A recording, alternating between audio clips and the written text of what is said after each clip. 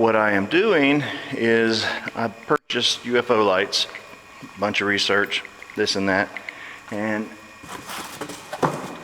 the one I came up with that I liked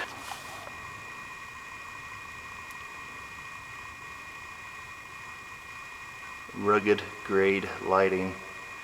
I think the thing I liked about them the best was their American made, customer support, the extra little details that they go into making them, and we'll see how they work. I just got the UFO lights hanging from a threaded J-hook that I've closed so the light can't come off.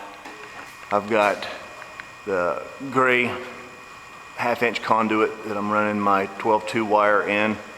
You can kind of see it here. I've got a couple clips up there, so it mainly will be hidden behind that lip of that Z-bar or that purling. It'll come over to this junction here, and then it'll run down, and then it'll run down to a light switch. This here also is another door right here. A door will go there, and which will run back up and over to the 200 amp service. This is what it looks like from outside the shop, looking in. We still got a little bit of light. It's dark inside. It's darker than it appears. And then this is the lights turned on.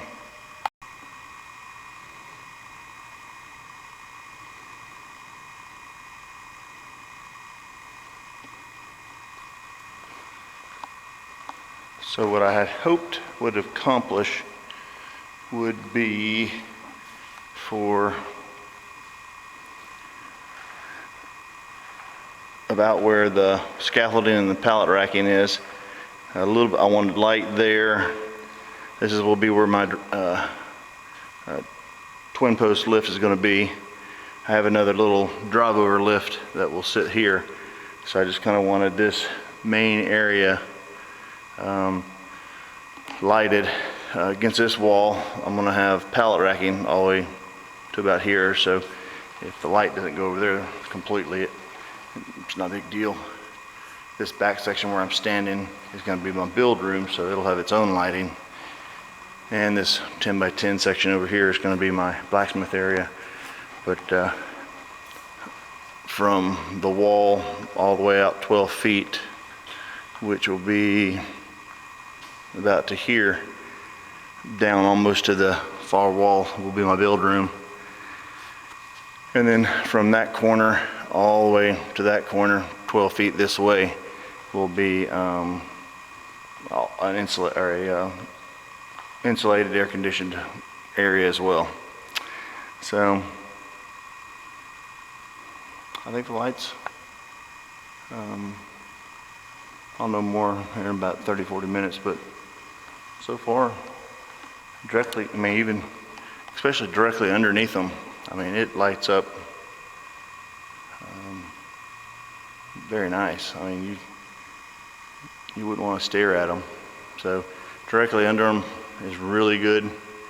From that light to this light is a 20-foot span, and I mean, if you had a whole bunch of 100-foot area that you had to light up, I probably would do every 15 feet, and you wouldn't have this little bit of a gray. You can't really tell it now or on the camera, but right here a little bit of a overlap, a soft area where there is really nice and bright, and then gets to about there, it gets kind of dull, and then it gets real bright again, and then it gets dull. So I'm happy with them. I think they work good for what I'm going to need underneath the lift. No matter what lights you have overhead, you're not going to have any light under the vehicle anyway. So during the daytime, the light's coming in from that doorway, so it'll illuminate a lot of it. And I have to have a little carry light or a chargeable light or drop light or something. But yeah, I like it.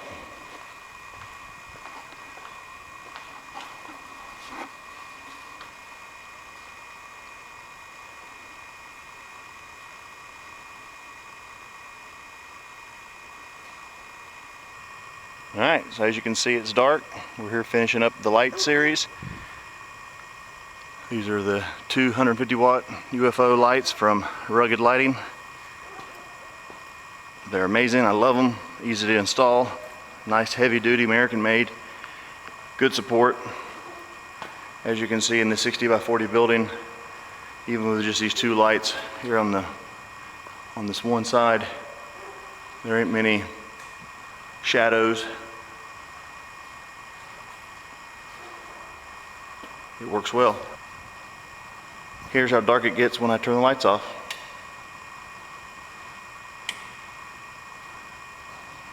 That's all you gotta say. Thank you for joining. See you next time.